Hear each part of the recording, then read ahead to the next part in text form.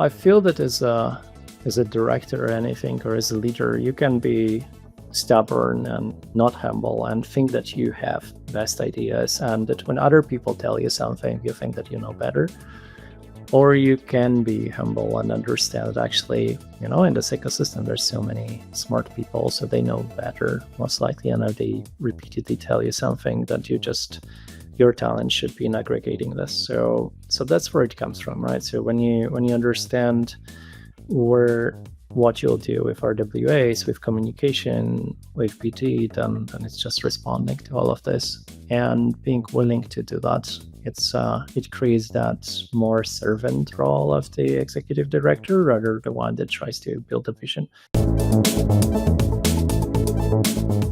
Hey everyone, this week for Ethereum's 10th anniversary, we have 2 interviews. The first one is being released today, and it's with Tomasz Stanczak, co-executive director of the Ethereum Foundation. Tomasz and I talked about a lot of things, both retrospective for Ethereum and also forward-looking. One of the sections of our discussion that really struck me was about the relationship between the Ethereum Foundation and the price of Ether. Chatting about ETH's price was actually a big no-no during the early years of the Ethereum Foundation, and last year it felt like at least some portion of the consternation in the Ethereum community came from the underperformance of ETH compared to Bitcoin and Sol. On top of that, the price of ETH, of course, has an effect on security due to Ethereum's proof-of-stake system. But surprisingly, when I asked him about it, he said the foundation doesn't touch on the price of Ether except when discussing the foundation treasury. I guess I had expected some change in that regard since, the period when my book ends, which is in early 2018. But it sounds like it's the same old MO, which maybe Ethereum people are okay with. I'd love to hear from all of you if you think it makes sense for the Ethereum Foundation to, I guess, I don't know if ignore is too strong a word, but at least not prioritize the price for any purpose aside from managing the foundation's own treasury. The other few notable moments to me were when he talked about how one of Ethereum's biggest problems is solving interoperability. As he was speaking, I had this thought, but I did forget to verbalize it in the moment, but I'll say it here. So his background, he had recently tweeted that the 3 main priorities for Ethereum in the short term are scaling the layer 1, scaling blobs, which means scaling L2 activity, and improving the UX. So if one of Ethereum's biggest problems is interoperability, then, the thing that I was thinking was that those first 2 priorities, to scale both the L1 and blobs, it's kind of like keeping Ethereum on the same path without addressing the interoperability issue, almost like kicking the can down the road. So, maybe people disagree with me, but, let me know in the comments what you think about that.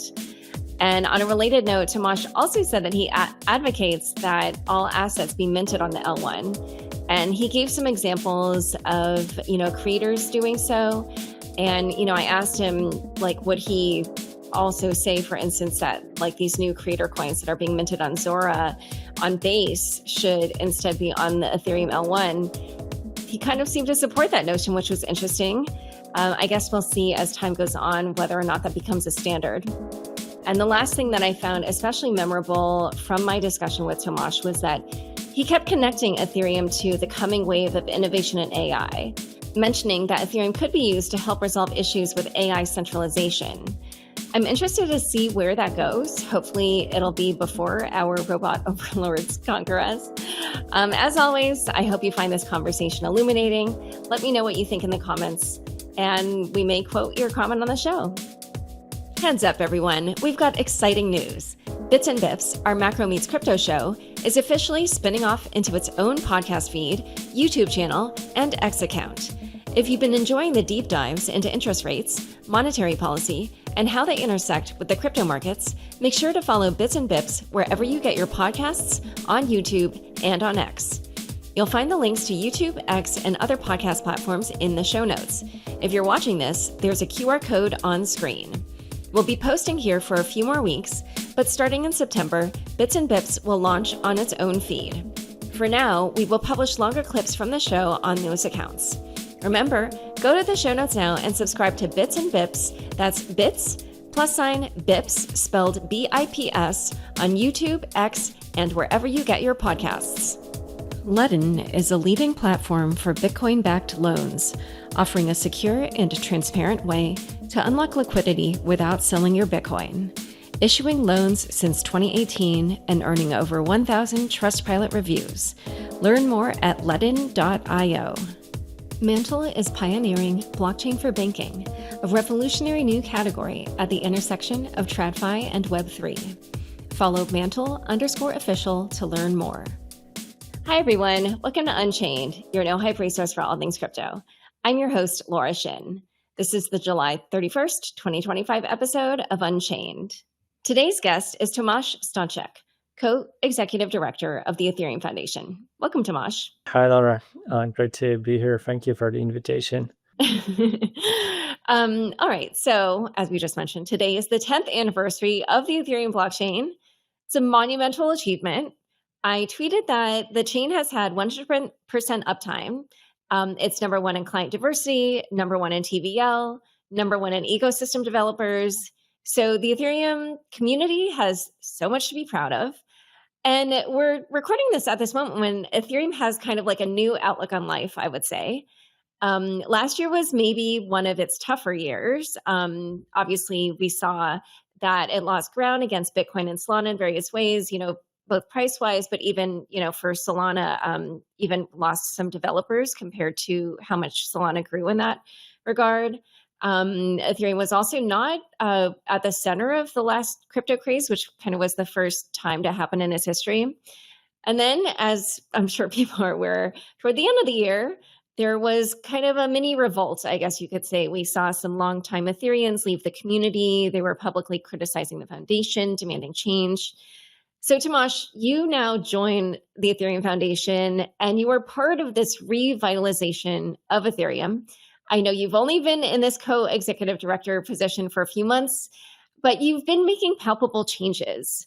So here we are, we're at this moment where the price has gone up at an accelerated pace in the last few months. We've seen inflows in the Ether ETFs outpacing inflows into Bitcoin ETFs.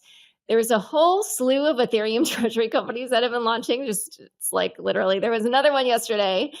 So I'm just so curious to hear your just general thoughts on this, big birthday, your thoughts about Ethereum, the Ethereum Foundation, and just reflections on this milestone. Yeah, that's definitely a great story the last few months. And I think that's, as for me, joining 4 months ago and suddenly you see that much happening, it's definitely a lot of luck or good timing to join and just enter into this stage where everyone was already preparing for it. I think that there's so many builders on Ethereum that were just activating in response to the crisis mode.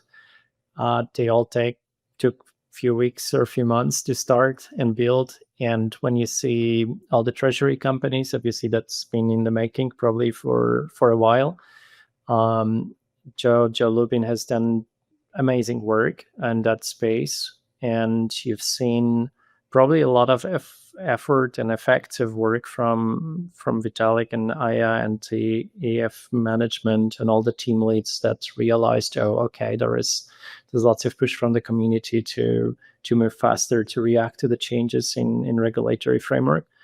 And then I think me and Shelway taking over on the leadership side was just coincidental with everyone realizing that we have to react faster to everything that happens in the Ethereum ecosystem, and the entire ecosystem thinking like, we want to help, and lots of people activating from the stealth mode, from the shadow, from a retirement, like OGs coming back and thinking they have to help. So it's great to celebrate it now. I think it's super important that 10 years of Ethereum happens when everyone is in better moods, that we think that we achieved something on the side of 10 years ago. Everybody was talking about decentralizing finance. And this was really big thing, or let's say going back to Bitcoin times when we've seen all the bailouts, all the challenges of the global financial systems not maybe being having the oversight or decentralization that we would love to see. The permissionless access, censorship resistance disappearing potentially with the growth of the digital economy.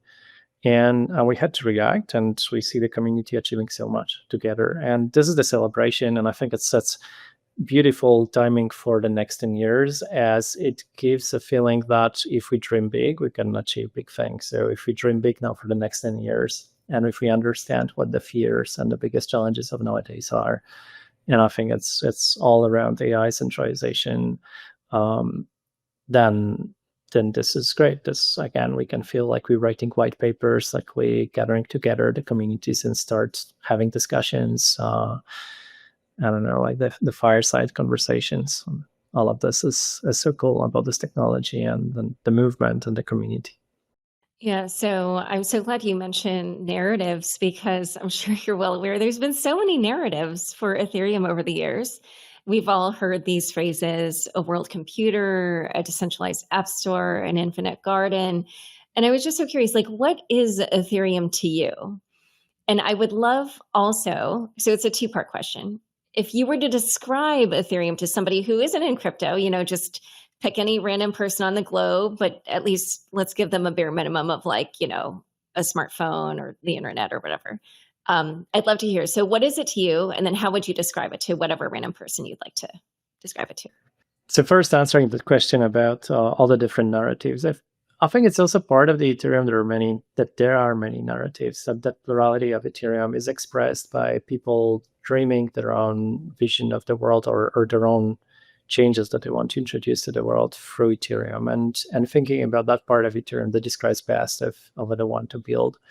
Definitely the word computer feels very natural. And if I go for one, probably I would see the world computer, the one that evolved into understanding of what world computer would mean nowadays, or in the next years, that this is something related to AI, that this is something related to the AI governance, AI coordination.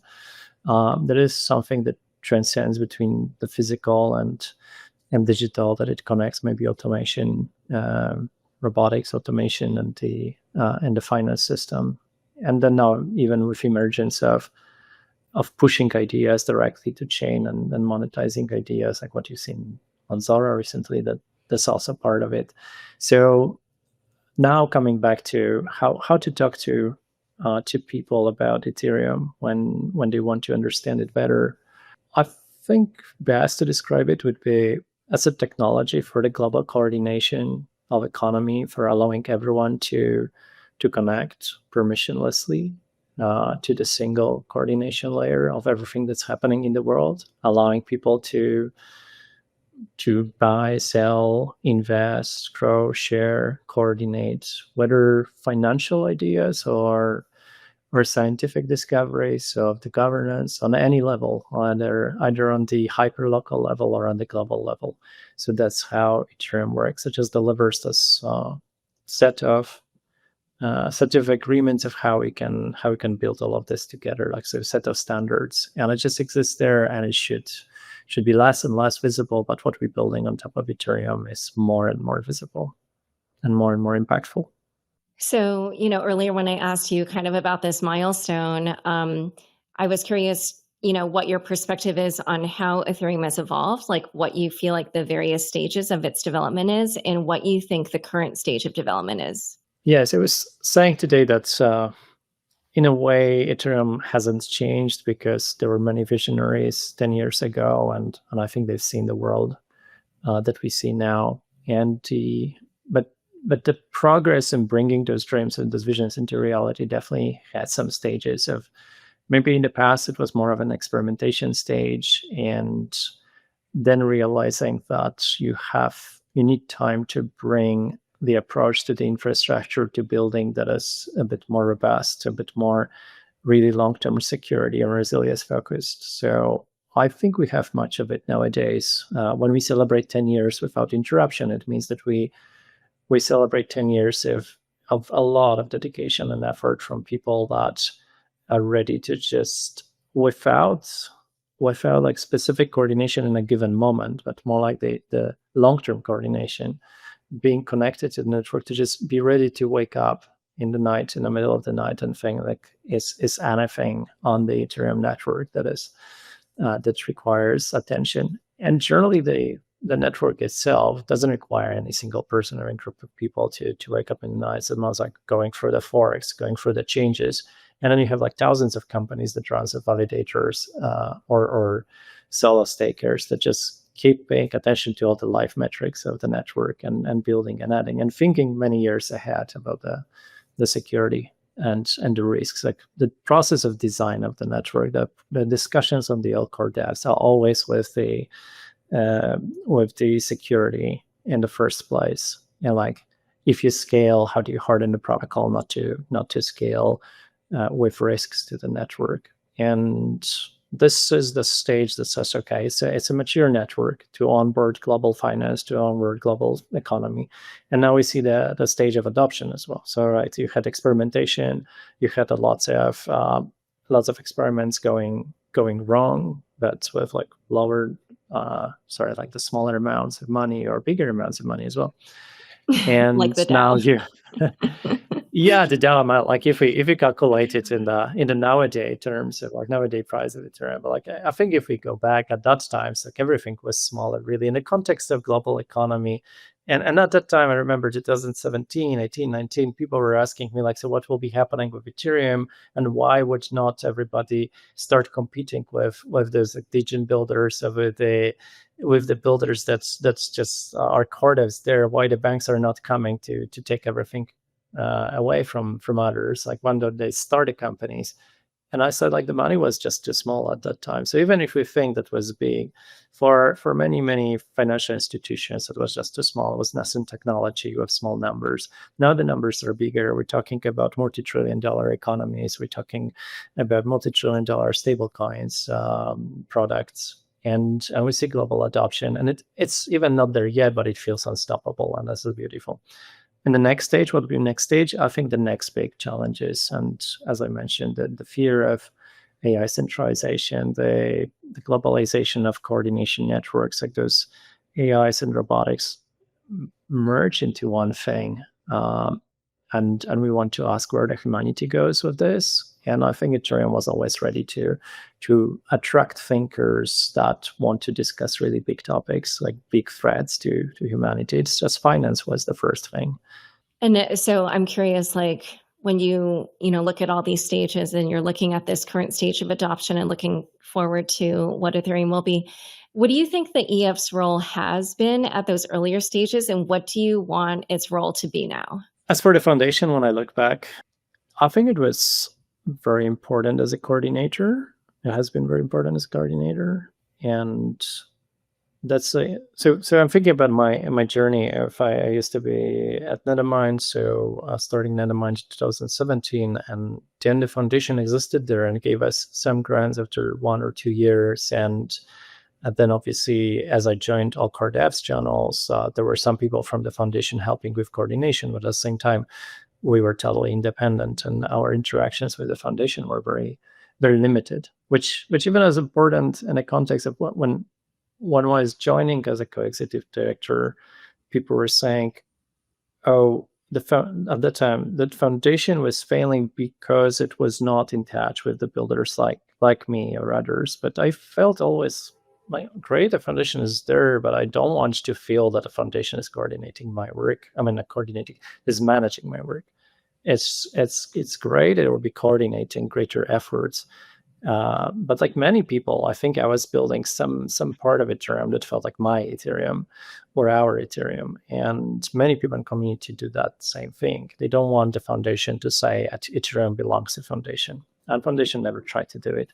So the role doesn't change much. And I think my role as a co-executive director is to simply make foundation as efficient and more successful in its own mandate in what it wants to achieve, which means just help Ethereum to grow, help to focus Ethereum on the values of privacy, of security, of open source solutions, and censorship resistance. So if we set those 4 values for ourselves, we understand there are really lots of gaps among what people are building. They're unfilled in those values areas because it's very often the public commons problem. It's public goods funding. It's coordination towards the right values and long-term thinking.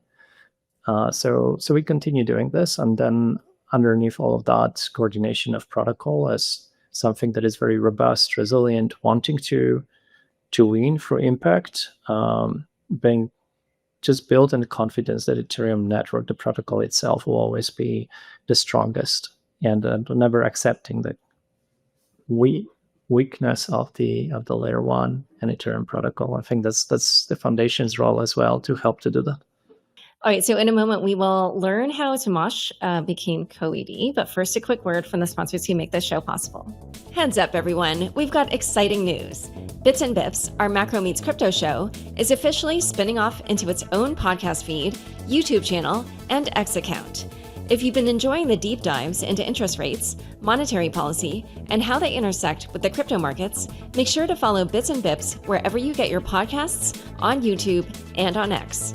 You'll find the links to YouTube, X, and other podcast platforms in the show notes. If you're watching this, there's a QR code on screen. We'll be posting here for a few more weeks, but starting in September, Bits and Bips will launch on its own feed. For now, we will publish longer clips from the show on those accounts. Remember, go to the show notes now and subscribe to Bits and Bips, that's Bits, +Bips, spelled BIPS, on YouTube, X, and wherever you get your podcasts. Wish you could access cash without selling your Bitcoin? Ledn makes that possible. The global leader in Bitcoin-backed lending, Ledn has issued over $9 billion in loans since 2018 and never lost a single Satoshi of client assets. Why is a Ledn loan different? With custody loans, collateral is not lent out to generate interest. No credit checks, funds in less than 12 hours, no monthly payments. Repay whenever you want, with 0 penalties. And proof of reserves reports, verified by a top accounting firm, are published every 6 months. Ledn gives Bitcoin holders a secure, transparent way to unlock liquidity without selling. Learn more at ledn.io. That's LEDN.io. Mantle leads the establishment of blockchain for banking as the next frontier. UR is the access layer that transforms Mantle Network into a purpose-built vertical platform, the blockchain for banking, that enables financial services on-chain. UR unifies and vertically aligns Mantle's focus on payments, trading, and assets.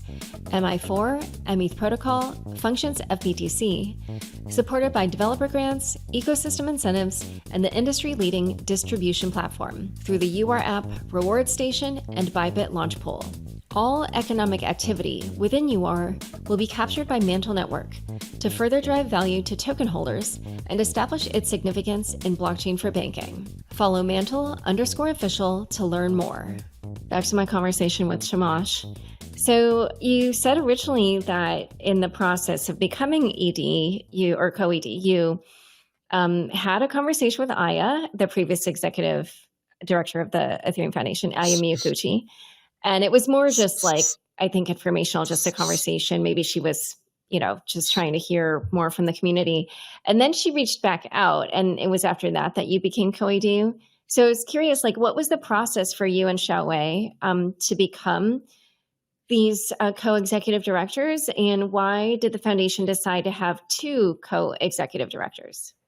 I think the process was very different for me and for Xiaowei, because Xiaowei has been in the foundation for many years. So I'm pretty sure that she's built a lot of trust in her own abilities and in the way she collaborates with Aya, with Vitalik, with the management, while working on the research team and contributing to the merge and many other consensus research aspects. So it might have been clear internally within the organization that there was trust that she'll be great in that position. And then I think at the same time, Foundation was looking for someone who would be coming with more of combination of business and an understanding of Ethereum role. So look, I think I understand why everything that I've been doing before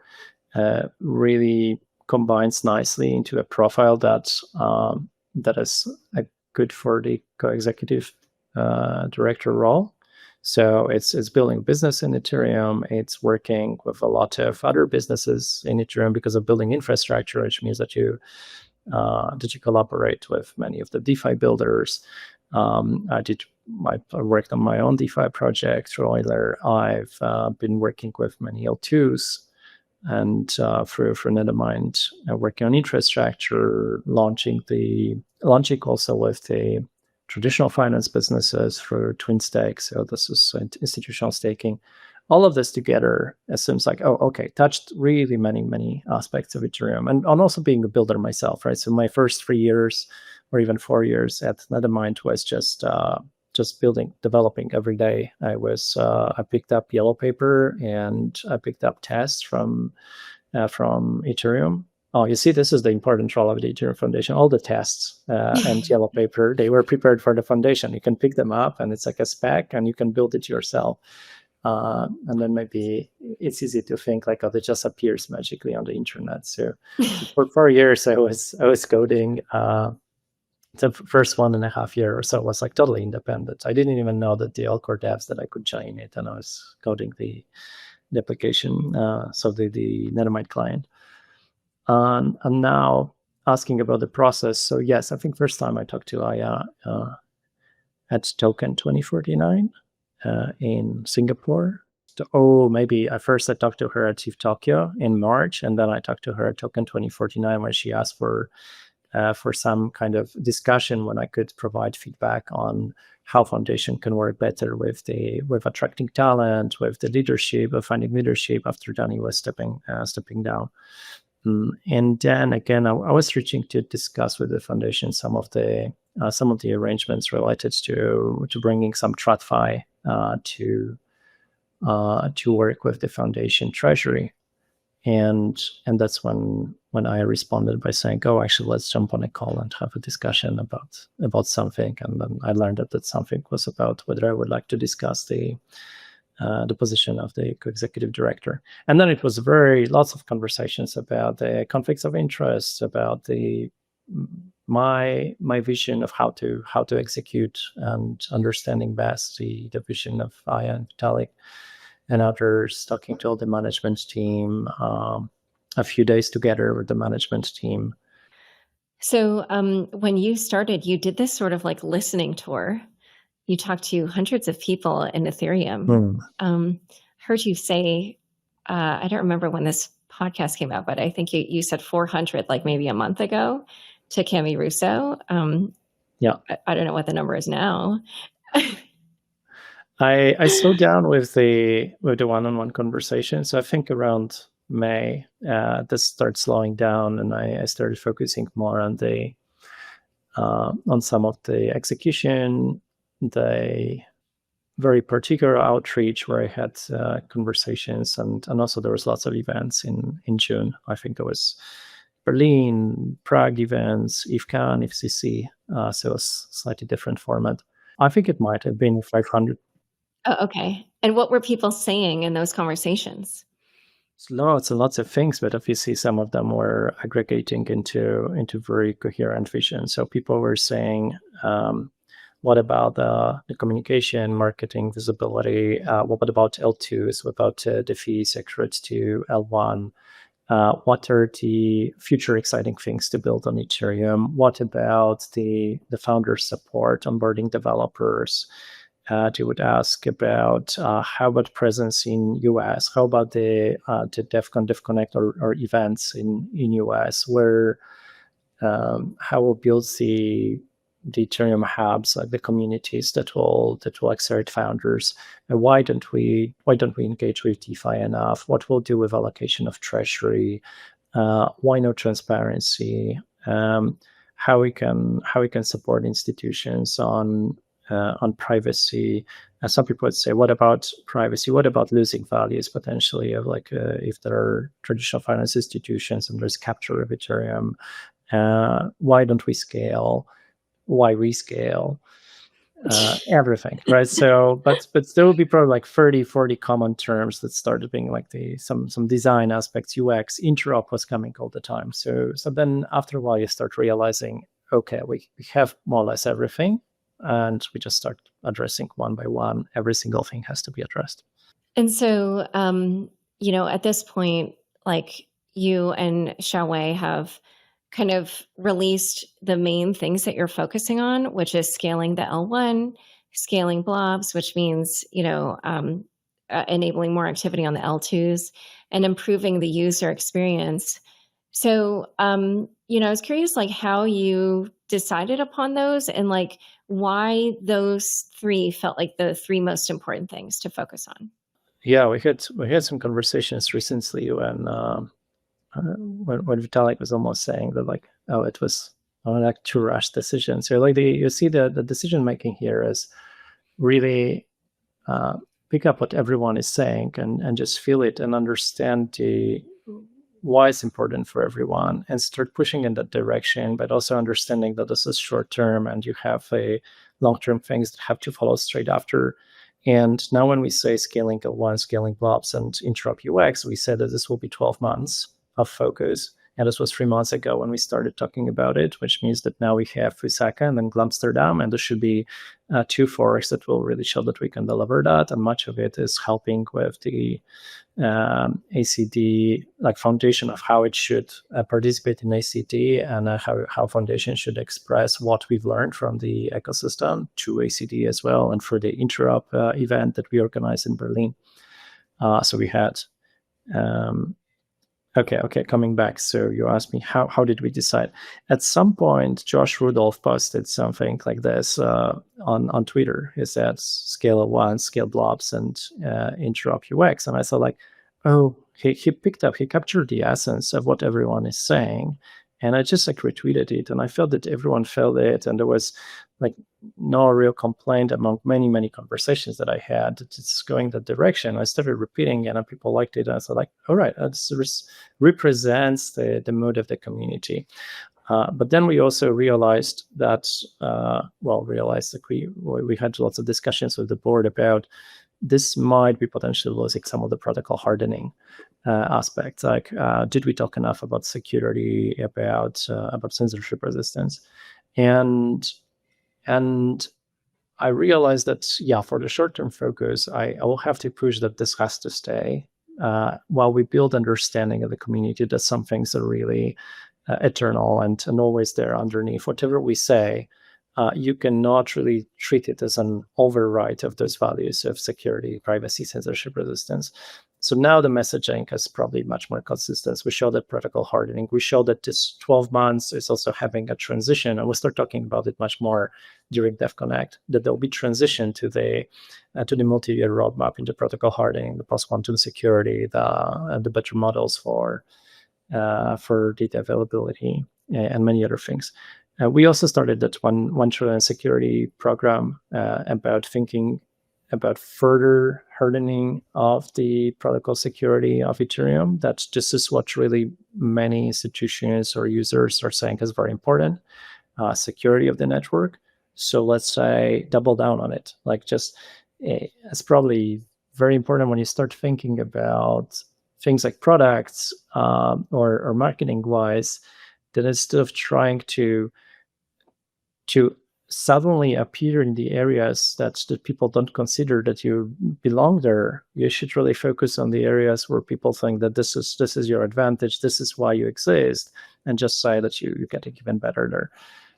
So that's why $1 trillion security. That's why we continue talking about privacy. You see that that's very important for me, for the Ethereum Foundation, within all of this, to be brave in statements and very open communication, never feeling timid in expressing opinions of everyone in the foundation, but at the same time also understanding how to do that with appreciation for the entire community. So with understanding of the entire community. So all the researchers should be able to say what they're working on, but also when they work on it, they should understand how it affects everyone else and how it will be understood and whether you communicate clearly enough. Because just shouting about your ideas that you have without analyzing their impact might not be best from the foundation perspective, because there is some attention to the thoughts that are flowing from us.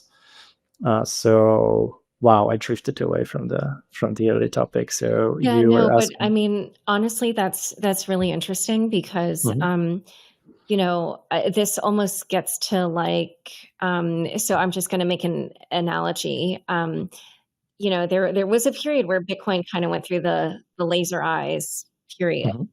And it sort of felt like this sort of number go up kind of philosophy overtook some of the things that make Bitcoin Bitcoin, which is the decentralization and the security aspects and things like that. And now we do have like real concerns about Bitcoin's like long-term security. And I don't mean to talk about Bitcoin, but I'm just saying that like when you said like, oh, this person's tweet kind of captures the conversations I've been having. And then now it sounds like, the discussions you're having internally make you realize like, oh, wait, but, we can't kind of sacrifice these other values or ideals that we have. And so there's sort of like a moment where you're kind of like blending the two, or you're just, trying to integrate them, like one in a more short-term way, the other like in a long-term way, something like that. So it just feels like, it doesn't feel like you're drifting. It feels like you're adding to the conversation that people have been having. And I do think that there is a little bit of a push-pull with these systems. Like I said, with the Bitcoin one, I feel like, these communities generally, they do, kind of, it's like a pendulum, like price matters to people. That's kind of why people say that crypto communities almost feel like religious. You show your conviction and your faith by buying and holding an asset, or whatever it might be. So I don't feel like you drifted. I feel like you kind of gave added context. But I did want to ask, so this is kind of more like a cultural thing, but it sort of just ties into everything we're talking about, which is, you may have heard this, like, I don't know if you ever interviewed any people who had worked in Ethereum but decided to move to Solana. I have talked to some of those people. And by the way, so just because I know people are so triggered by the name Max Resnick, I am not talking about Max Resnick right here, right now. I'm just to make 100% clear. These are other people who worked in Ethereum and then moved to Solana. But some of them felt like the Ethereum ecosystem was not super friendly to builders, that there was kind of a lot of inertia, that it was not necessarily supportive of like startups or of a more competitive atmosphere. And, I heard you say on Bankless that you wanted to do more business development. And I wanted to, coming from the foundation, that's kind of like from the Ethereum Foundation, let alone like any fund, like I'm not talking about other foundations, which are much more into that kind of thing. But, historically, the Ethereum Foundation has not been like that. So, I was curious, like, what does that mean to you? And, what kind of shift are you trying to signal to the community around that type of thing?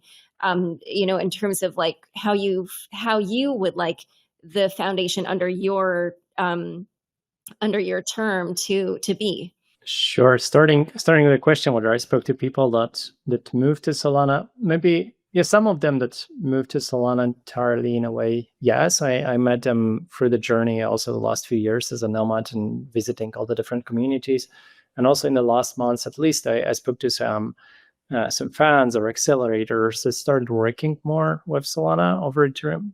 Well, very often it was just addition of Solana to Ethereum, and it started saying, hey, we start feeling a bit uneasy because there is a pressure, so we moved to Solana, but like we very often they would add, but we want to stay on Ethereum, so like let's do something, please listen to us. So definitely there were conversations, and then I was also talking to people simply from Solana community directly, right? Like I had a call with Kyle, and there was lots of learning of what they pay attention to, how they work with founders, how they started all the different solutions, and I think much of it was like many of the comments, the positive comments about Solana, were about the efficiency of business coordination and marketing efforts. And I thought that marketing on the foundation side, on Ethereum side, probably is mostly visibility on Twitter, because foundation started maybe like rejecting Twitter over time to some extent. And I felt that still the communication with the outside of the Web3 world happens on Twitter a lot, Twitter and LinkedIn, and then also talking to all the media, right? Like if foundation is under attack, then maybe it starts starts like hiding and saying, oh, like we'll not talk to everyone because of some past wrong articles or so. So that was one change of saying from now on you just like talk openly to everyone, because actually everyone is friendly when they say some tough questions, when they pose some tough questions. So just like we should be ready to answer to all of those tough questions. There's also that part of bravery in communication, that we should be super open to just understand what are the concerns.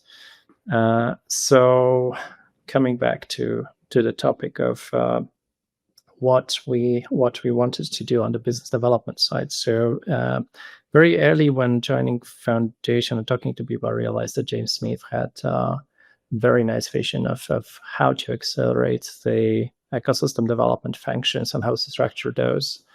And we've asked James to help us to structure EcoDev cluster of the foundation. So foundation nowadays like splits into 4 clusters: the operations, protocol, EcoDev, and LPSC as well came back to foundation. So EcoDev now has founders acceleration. It has Ethereum everywhere, which is about events, which it has very specific function of academic secretariat, and EcoDev automation, so improving the process and tooling that we have available. In the end, you can think of Ethereum as a network, and then building the network on top of a technical network, like a network of people, network of founders, is probably a super important aspect. And I always thought of myself as like I have to grow into the role of super connector, like ultra connector, when traveling around the world. That's what I was doing a lot for Nethermind in the past.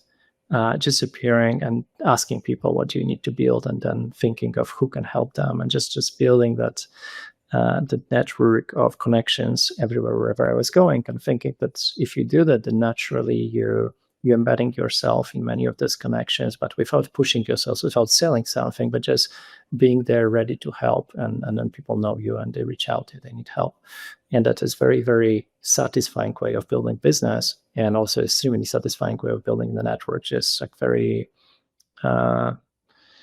divide of thinking about building your own name or your own company, but just thinking you're helping the ecosystem to grow, but just like connecting one by one all of those different things. And then business development in this aspect, it's no longer about business, but it's a role of connecting others in the ecosystem. You're doing the same job, but instead of connecting yourself with others all the time, you're just helping others connect with each other.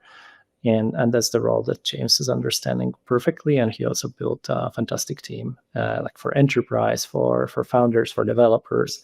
And you see effects of this already, but probably soon even more, because some of them just started.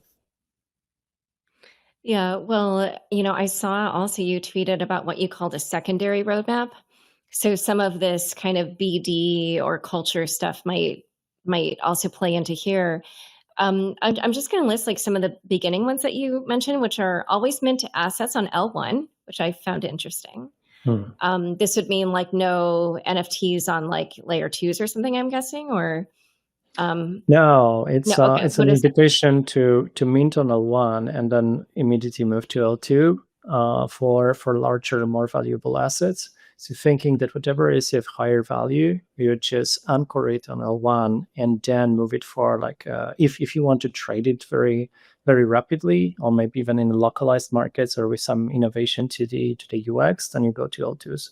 So it was an invitation for many of the institutions to say, okay, we choose an L2 that we feel a right way for branding and some particular solutions, innovations, but we'll just mint on L1 and bridge to L2 immediately.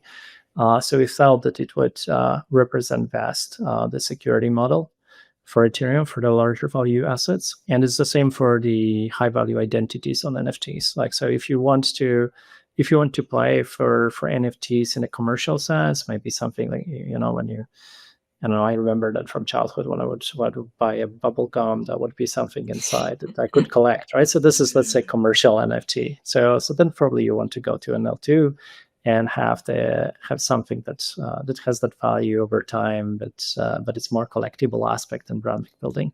But if you're one of your famous like very well respected NFT artists, like think of like Refik Anadol or Beeple, like that's you want to tell them, no, definitely L1 is where you mint. and for many other artists, it will be always L1. But then you can move the assets to L2, bridge them, and make them like somehow embedded into this L2 economy. So so right now, for instance, like creators on Zora, like if they're not known, like you feel like doing it on base is fine, but once they get to a certain kind of, level of fame or whatever, then you would advise them to do it on the L1? I think it's always fluid because it's an interesting concept. You're asking here, when you create something on Zora, obviously, like even if there are collectibles in the bubble games, like from 50, 60 years old, some of them might have grown into like $1 million value because they have some like a low print particular value because they appeared and people didn't even expect how much of it will blow up culturally. So the same things may happen on some L2s. I think that when you start seeing the value over time, that you want to somehow anchor it to L1, you understand. So not always you can predict where the value appears. And I think that many fantastic things will appear on Zara, will appear on many L2s. And then at some point you realize, oh, okay, that's really valuable item. And then you want to somehow mark it on L1, maybe like reach there and back or so, or wrap it around the L1 value wrapper and send back. I think not all of those models were yet designed, but that's my thinking, and I'm still exploring it a bit with researchers of understanding of is it really a correct way of thinking about it. So far, I think that to much extent it is. Okay, well, so also in this list you put WIN RWA, real world assets, which feels like it's already happening for at least some things. If you look at what the Biddle Fund is doing, what Securitize, obviously that was sort of like the first big one. You also wrote Win Stables, which again, that's a BD thing. It's very, right now, I'm sure you're very well aware of everything going on in stablecoin land and how people are on TV. Tom Lee is talking on TV about how Ethereum is the stablecoin chain. And you also wrote comms improvements, which I think is probably one of the bigger gripes that people had with the previous iteration of the Ethereum Foundation. So can you just talk a little bit about your philosophy? Because I feel like BD and comms are they're tied. So yeah, I'd just be interested to hear more of your thoughts on how you think about how Ethereum will win in those areas and how, that ties to your BD and comms philosophies. Yeah, I feel like it all comes back to all those conversations, right? So I feel that as a director or anything, or as a leader, you can be stubborn and not humble and think that you have best ideas, and that when other people tell you something, you think that you know better.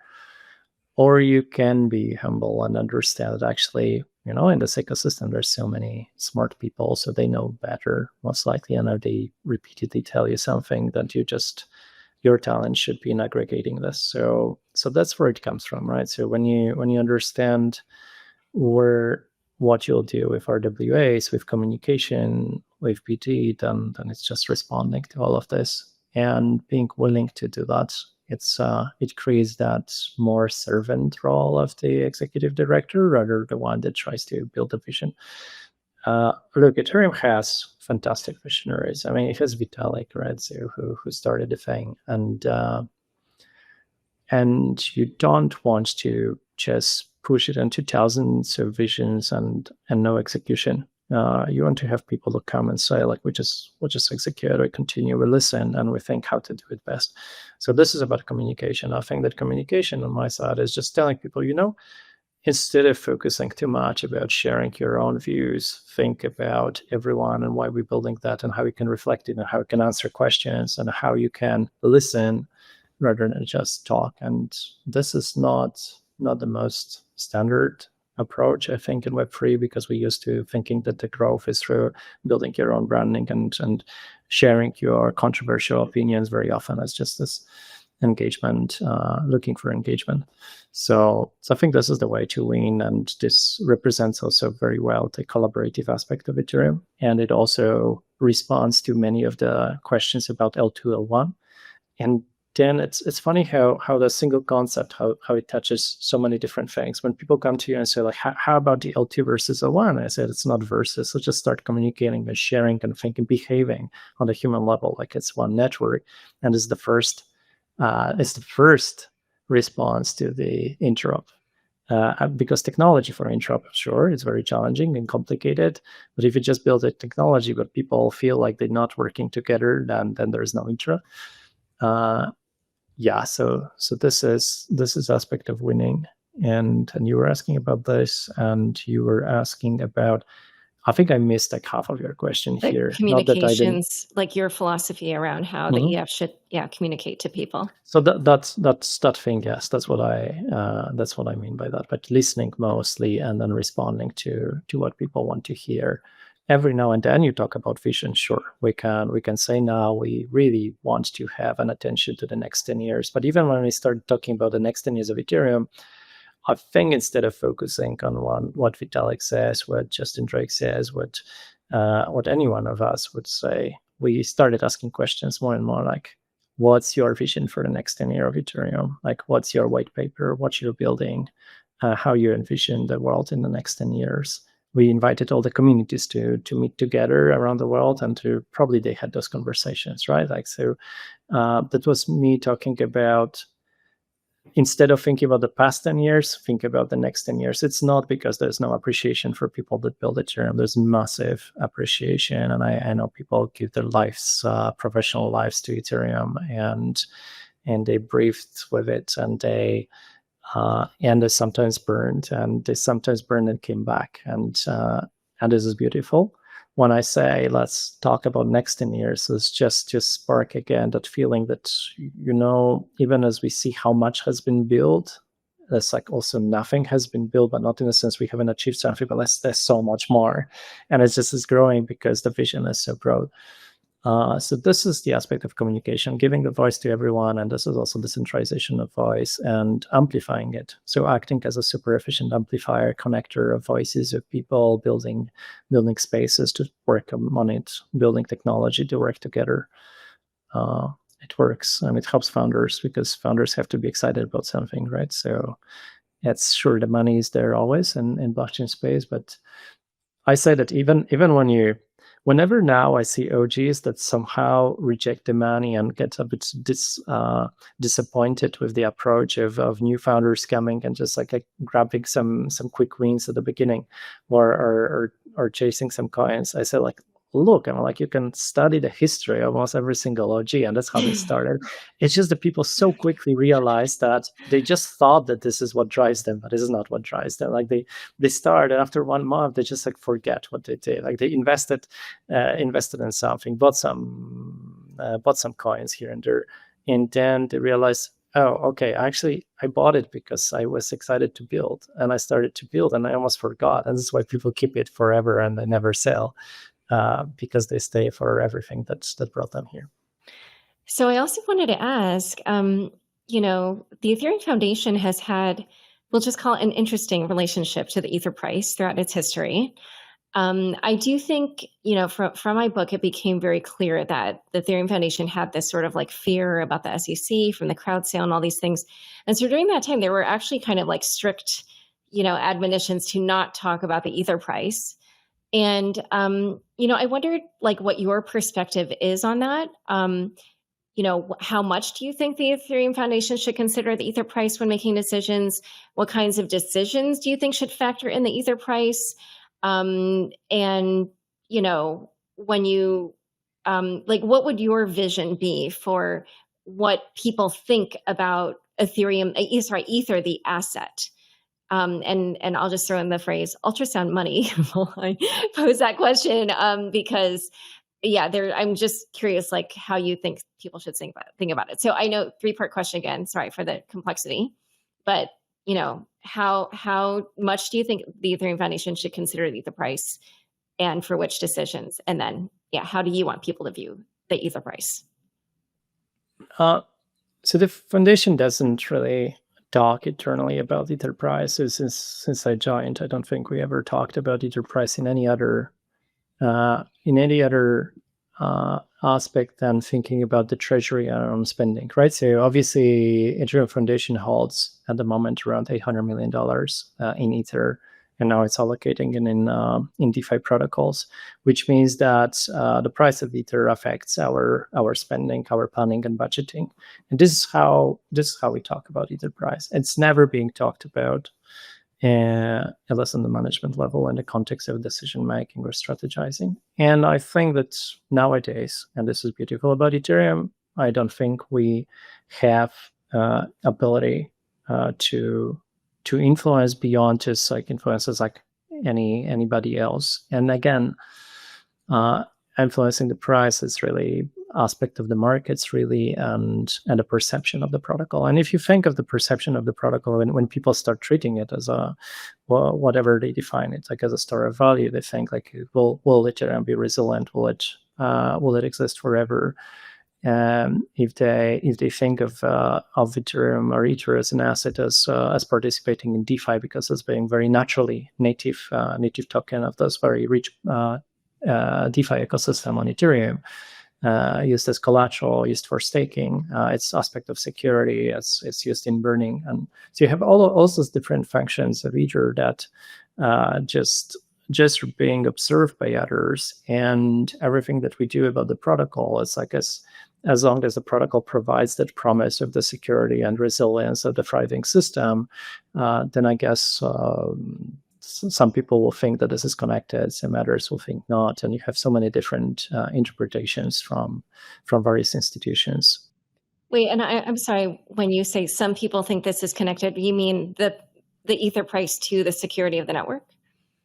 No, this is partially, obviously, this is obvious that Ether is designed to be securing the network, right? Like that you stake Ether to secure the network, and then the Ether defines the level of economic security. There are some nuances of this, of like how much of this directly converts into the security of particular DeFi protocols and particular L2 protocols, and then you have restaking on top, and the complexity grows as the economy of DeFi and Ethereum starts being analyzed more deeply. And I encourage everyone like really to join that aspect of understanding this new economy of Ethereum. So no, I say that different funds, ETH holders, or people who use ETH for whatever purposes will have their own interpretations, and this is normal in many markets. So like sometimes the assets are much easier to understand. I think Ether is quite complex, at least the way I go through that journey. So then if you go back, I think that the foundation understands that foundation goals are clear. It's about the impact of Ethereum network in delivering the values of Ethereum to the global community, to everyone on Earth. And this is the privacy, this is security, censorship resistance, it's open source solutions. And when we push for that, I think that it's simply being seen as very positive for Ethereum and for anything that is related to Ethereum. And so, but do you think that Ethereum Foundation should try to kind of actively shape the narrative around, what gives Ether value? And that's why I mentioned like the ultrasound money meme, because that, like EIP 1559, like a big part of it was, I think, to kind of, sharpen the monetary policy of Ether and tie the value of Ether to activity on the network. And then with Denkun, it feels like that relationship got weakened, I would say. So, at this point, like, is the foundation thinking about doing anything else to strengthen that link, or? So no, the role of the foundation is not to think about it, but to think about the general success of the protocol. When you think about 1559, it's a good thing that I was really involved in 1559 at that time, right? So as a core developer, as a builder, I participated in all the discussions about introduction of 1559 and was analyzing the outcomes and the impact on the network. And sure, you had all the people talking about ultrasound and burning, and Justin Drake would be definitely the one person that you could place here as a leader of this way of thinking. But then I really like to place Justin as a designer of some future of Ethereum and as a thinker of many many of the ideas and memes around, but not you cannot just identify just entirely just this is Ethereum, because many people inside Ethereum or Ethereum Foundation or ecosystem will not always agree with just whatever Justin says, because Justin has so many successful visions about what will happen in 2-3 years, and very often he's really on spot on the timing, on the technological shifts, but we not always agree on how to talk about it. Coming back to 1559, so I've seen it at that time as a massive improvement to the UX. If like I was using Ethereum obviously a lot for sending transactions before 1559. And since 1559, I never have to think about setting the gas price, right? So, and this was a huge improvement to the UX. There were some things that were lost because of that particular mechanism in DeFi, like the sponsored transactions, like zero gas transactions became a bit either more complicated or impossible. Some of the like block space derivatives projects were impossible after 1559. But 1559 for pricing, for automating the pricing and allowing people to have a very reliable mechanism for sending transaction was fantastic, and I still think it was a massive success. Now, when you say Denkun, so first of all, Denkun's role was to help the L2s to scale and to deliver solution for the L2s to have data availability and to finally deliver those like below 1 cent transactions. And then when I think about it, would be last September, Token 2049. I remember some interviews with Vitalik, with others, when we said, look, it's a massive success. Finally, we have all those transactions that happen at a fraction of a cent, and now we all benefit from that. So it's a massive celebration. But what it leads to, like that temporarily you have extremely lower price of executing transactions. So this is successful, but when you start treating Ethereum as it's all about fees, then the success of the fees dropping might be seen by, like twisted in a way into understanding that it's a failure, that the fees dropped, but not. It was massive success, and it also allows it to scale, and then it sets us for the roadmap of this like global adoption of Ethereum ecosystem together with L2s. You can move the fees up in the future easily for various systems, redirect more to L1 if this is valuable for the network security. I think that's this is also seen now in clarifying for Fusaka the pricing, the block pricing, so setting the floor for that. And it's always for building the very robust, resilient protocol that will give everyone this expectation that the protocol is there forever, that it may be seen as a store of value, that any aspects of the fees are just like the absolute base level of what Ethereum really means in the long term for everyone. Yeah, I mean, I think it's more like trade-offs, and the fact that the price of Ether was no longer tied to the activity was or not no longer, but just less tied, was more like an unintended, I'll just call it a side effect. But anyway. Yeah, but sorry, like I think the good thing is that so many people started suddenly saying like, oh, okay, we can finally just remove these shackles of thinking about it, Ether and Ethereum this way, and they started thinking about it as this like Bitcoin like asset of the long-term store value. So I think this was positive because everyone started thinking Ethereum economy is the one to stay with and to be around, and we want to participate in it, and it will be very much embedded into this entire global economies. Yeah, but I do think that this problem plays into the interoperability bit that we also started to touch on. So how are you thinking about that problem? Like, how do you, or just how is the EF at the moment thinking about how to resolve that problem? I think interoperability is the hardest of the three challenges that we are talking about, maybe because the scaling on one, scaling blobs are continuation of something that people have been thinking a lot, and it's very like well defined within the protocol which areas you have to touch. And interop and UX is like 1,000 small pieces and coordination of those between L2s and L1s, and solving some problems that are being solved also in many different ways by the protocols on top of Ethereum. So Interop is a challenge that we're working on, and I think that Dev Connect will have a lot of cool things to present. I know that the coordination teams in the AA and interop space, so Josh Rudolph and also AA team from Yoav at the foundation, are working on two major solutions that will show how the interop in the Ethereum ecosystem may work much better. Why is it also a challenge? Is because you're answering questions of how similar L2s should be to L1, how much innovation they could bring. What if they start introducing their own interrupt solutions ahead? Like how do we adopt some of the improvements back to L1? What do you really call an L2? Is it just an EVM solution, or is it non-EVM solution that is settling on Ethereum? Obviously, we want to have this broader scope for broader innovation, but also it creates more challenges for particular interop aspects. So if we do it right, then we have this large thriving Ethereum ecosystem with lots of innovation and a bit of this fashion and branding aspect of L2s that can go to the users, to the niche aspects, to the regions where you can build hyper localized chains, and still all of that borrowing the liquidity, providing very secure bridging, spreading security of Ethereum properly. So I think this is where we pay technically the most. I pay the most attention to in the last weeks, the interop. So I did also want to ask, and again, this is relating back to the Ether price.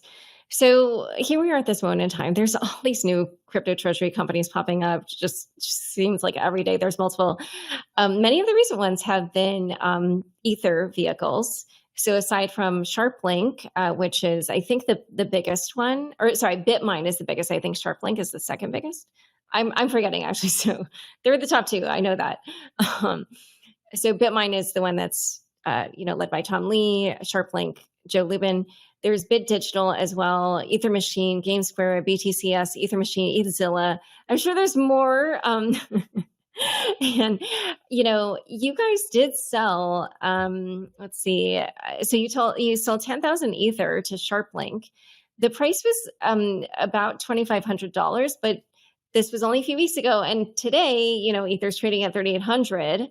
So, you clearly could have gotten a much better price, made a lot more money from that sale. But, I see like people, this goes back to just in general, how the foundation's MO has been to kind of convert into dollars by just selling the Ether rather than just trying to use DeFi to hold on to the asset. And so I was wondering, why it is that you guys still feel like that is something that you want to do, but then in particular, why you would sell it to a treasury company when a lot of people are just talking about how they feel like this trend may not end well.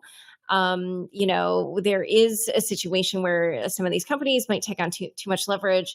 They might have to liquidate some of their Ether, which could then cause the price to drop, which could cause other liquidations. You would get this cascade. And it just seems, like a sort of risky like vehicle in which to hold Ether. So again, multi-part question. But why is it that you would continue to just sell rather than try to hold on to the asset? And then why sell to one of these vehicles that people view as being in a little bit of a bubble? Sure. So starting, why, what was the strategy for selling ETH? So, and whether we use DeFi for getting yield. So first of all, yes, we published the treasury policy and the DeFi strategy and the DeFi plan guidance, where we said that from our holdings of ETH, we'll be delegating it to the DeFi protocols, and we expect the yield from all of these allocations. So we'll hold some ETH undelegated. We'll stake some ETH with our own staking solutions for the DevOps teams and the FundOps teams at the foundation. And the rest of it will just allocate to DeFi protocols. Then separately, we also announced that we'll want to maintain around 2.5 years of the runway of all the Ethereum Foundation spending in fiat. And this is when you think of the resilience of the foundation as the global environment, politics, regulations that keep changing, and sometimes we believe the foundation and many other organizations are a bit more at risk of any like adversarial regulatory actions, as you've seen in the past, right, with SEC before the changes from last year. So we need to be ready for the stages where we can cover operational expenses, both in fiat and in ETH. So that announcement of 2.5 years gave pretty clear numbers, right? So we said we were holding I believe $120 million in fiat, and then we wanted to extend it to around $280 million in fiat. So it would give you like around the number from 160 million to dollars worth of ETH to sell. We didn't set any specific timeline for that, so you can expect that maybe it will happen over a year, maybe slightly longer. So I just want to go in that direction. And then there was this first sale that we felt like it can either go for what foundation used to do, which would be sending into the centralized exchanges and doing the OTC trade there, or go to the SBET. And SBET felt like, first of all, it's Joe Lubin, it's something big in Ethereum, and it's a single OTC transaction, and it was executed at the TLAP price for a day. So like when you set that price to 570 or something, that was simply agreed ahead of time that on that day we'll calculate the TLAP price and we'll execute at that time. So then coming back to why, maybe one thing that I'll add is we are preparing now the operational documents of how to execute the sales in the future, and we're just connecting with all these like ETH treasury strategy companies, and also with various OTC desks at exchanges. I want to make sure that we have a lot of venues where we can go to and ask for the quote. So the RFQ the foundation is really like trusted, credible partner, so it can get really the good pricing when selling ETH, and it should seek the best execution among all of those venues and treat them equally by just simply asking for a quote and executing at the best price. So this will introduce much more clarity of why we execute where, and it just requires a bit of operational improvements. Now, that last aspect of your question, which was about the risks around the strategy companies, I think that we started discussing it internally of how to encourage the community and the financial markets to provide as much scrutiny as possible of how each of those companies operates underneath, like what, as you say, what kind of leverage they do, like what kind of DeFi interactions they do, how much of the wrapping you have. I agree with you. I mean, when I told before that it's not necessarily that the blockchain people are just better than the TradFi people of the past. It's just like we can claim that there were these massive financial markets collapses, the bailouts, and so on. That's this is people, like people stay people, and it can happen also in the blockchain space. And we've seen massive failures in the blockchain space, and we should always be very much aware of those risks and see them. The beauty of blockchain is that it brings a lot of transparency to lots of interactions, but the strategy companies, treasury companies, very often merge the decentralized markets and decentralized markets. It's like a hybrid of TradFi and DeFi. So it doesn't yet have this all beauty of transparency of DeFi, which means that you still want to have maybe some rating agencies, many like additional auditing and scrutiny into how exactly they execute custody, staking, and so on. So obviously, lots of risks, but they are buyers, and from the foundation perspective, operationally, to find the best buyer when selling ETH without affecting the markets in a stupid way. Like when you sell large amounts of assets, you can do really stupid things. Like just go directly to the spot markets on the illiquid exchanges or so. We just don't do that. But then we don't take really, in selling ETH, we don't try to be opinionated on saying that we sell ETH for a particular reason. I just go to the market. Okay, so last question. I know we've gone over time, but obviously, Ethereum it's not only just on this upswing price wise, but it's like really in the news for just being the chain that all of these huge corporate partners are using. So obviously the most recent announcement was the Robinhood one, where they're announcing this Robinhood chain, and behind the scenes, I guess people are saying that they originally were going to go with Solana. Coinbase, here they are. They have been building with Base. Now they're really all in on this everything app with Base. And, at the same time, it's kind of interesting because just in crypto overall, we're seeing that crypto is sort of at this inflection point. Like the ApeCoin DAO is going to, move to a centralized entity. Jupiter paused DAO voting for 6 months. A16Z wrote up a blog post saying that they felt the foundation model was broken. They felt that it creates more friction than decentralization.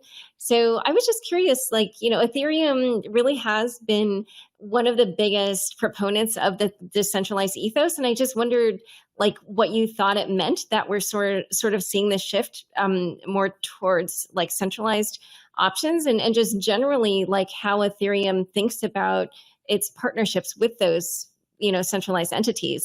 What is it that they add to Ethereum or to crypto? So from the foundation perspective, obviously, as we said, that now we're communicating more and we're executing this BD-like role.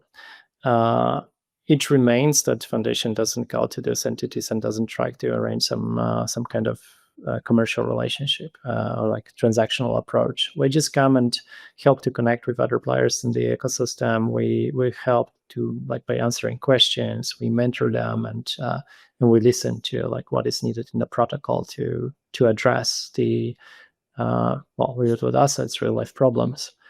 And the protocol has to respond to the real world, and the core developers and the infrastructure builders, they not always understand everything that happens in the world. So listening broadly is very important. Now, many of those large institutions that you mentioned, whether it's Robinhood or others, they barely ever communicate with the foundation. And I think this is part of their design of how they want to launch and prove that really they're in control, and they borrow the security and they use the global neutral network, but they don't take the risks of going to the network where you have to have this active conversation with the foundation, which means that particular for Robinhood, practically I never had a conversation until a few days before, and I just reached out and asked them, but they said there's really nothing here. So they had everything planned, and I said, it's great. So we want to see that. We want to show that we are available, but we don't want to be active in saying just bring it to Ethereum. We encourage people to convince them, to show them the reasons why everyone is moving to Ethereum, why they're choosing Ethereum, or why we're building it in the way that is the best solution design that we encourage.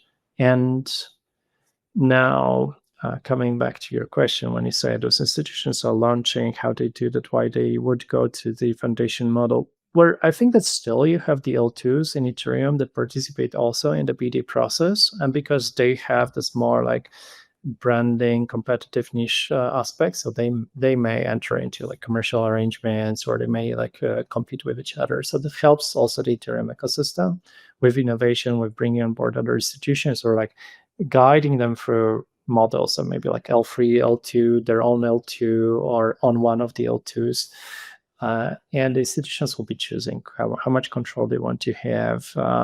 And we have to serve the guidance of looking at every single of those networks, answering questions.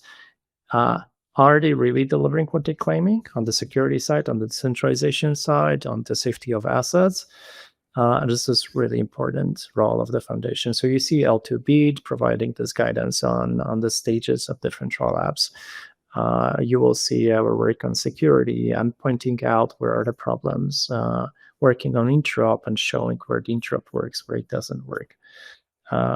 Lots of challenges may come in the future from institutions really at some point not going for this analysis of what is really delivered from different designs of L2s. That's why also we try to preemptively address it with collaborations with L2Beat and with other institutions, and by providing also very deep research and analysis and guidance on it. Okay. All right. Well, Tomasz, thank you so much for talking at length. I really appreciate it. It's been such a pleasure having you on Unchained. Thank you so much. It was an extreme pleasure. You're so knowledgeable and so well prepared, and the questions are great, and the atmosphere is great as well. So thank you so much. Thank you. Thanks everyone for joining us today. To learn more about the Ethereum Foundation and Tomasz, check out the show notes for this episode.